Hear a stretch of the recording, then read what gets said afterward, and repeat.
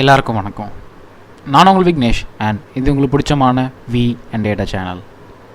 இன்றைக்கி நம்ம ஸ்டாட்டிஸ்டிக்ஸோட கண்டினியூஷன் தான் பார்க்க போகிறோம். இன்றைக்கி கொஞ்சம் ஸ்டாட்டிஸ்டிக்ஸை மேத்தமெட்டிக்கலாக பார்ப்போம். அதுக்கு வாங்க நம்ம வீடியோக்குள்ளே போகலாம்.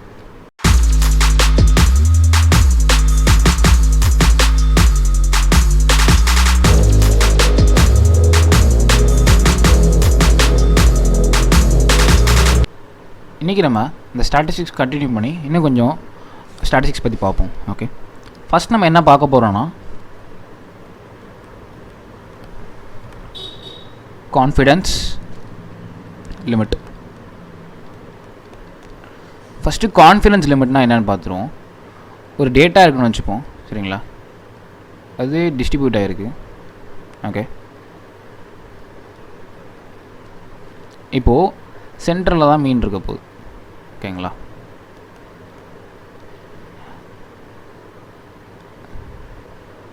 இது வந்து லோயர் பார்ட், இது வந்து அப்பர் பார்ட்.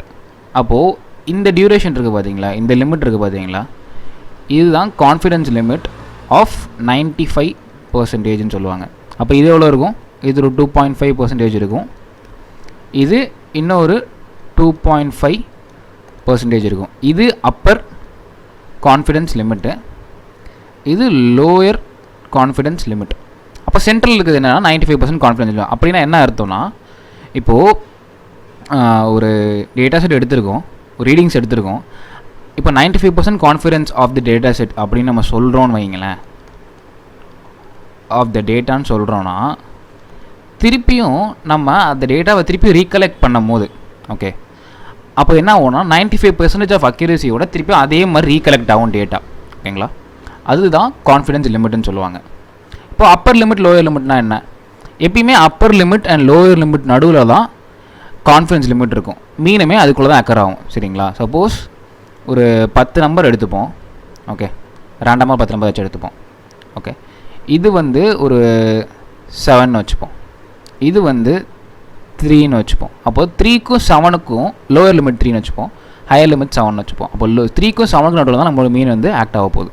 ஓகேங்களா? இப்போது அந்த கான்ஃபிடன்ஸ் இன்டர்வலை எப்படி கண்டுபிடிக்கும் பார்ப்போம். அதுக்கு இதுதான் ஃபார்முலா, சரிங்களா?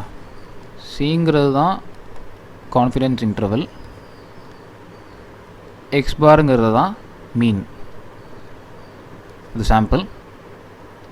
இசட்சிங்கிறது தான் Z value of the confidence interval.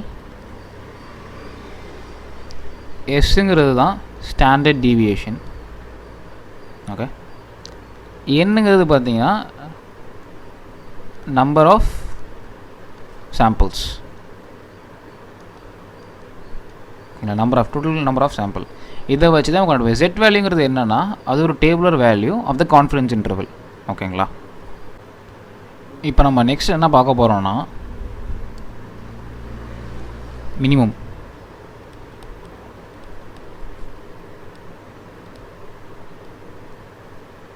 மினிமம்னா என்ன?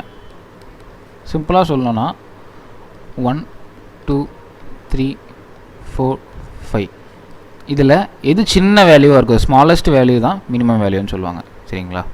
இப்போ மேக்ஸிமம்னா என்ன?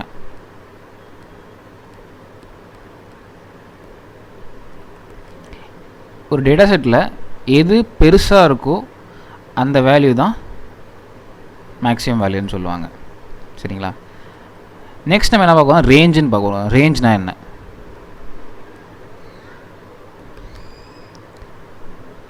மேக்ஸிமத்துக்கும் மினிமமுக்கும் மைனஸ் பண்ணுறோன்னு வைங்களேன், அதுக்குள்ளே ஒரு ரேஞ்ச் ஆஃப் வேல்யூஸ் வரும், அதுதான் ரேஞ்ச், சரிங்களா? அப்போ இதுக்கு என்ன ரேஞ்சுன்னு பார்த்தீங்கன்னா, it's between 1 to 5. Okay, range என்ன சொன்னால் மேக்ஸிமம் மைனஸ் மினிமம்னு சொன்னேன். அப்போ மேக்ஸிமம் என்ன இருக்குது? 5. மினிமம் பார்த்தீங்கன்னா 1. 5 - 1 அப்போ ஈக்குவல் டு 4.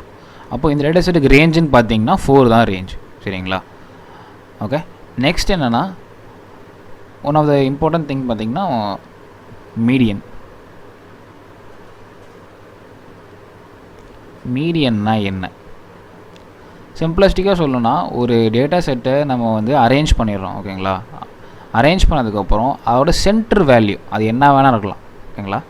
இப்போது 5 இருக்குன்னா இந்த 1 2 3 4 5 இந்த டேட்டா செட்டுக்கு மீடியன் என்னன்னு பார்த்தீங்கன்னா 3.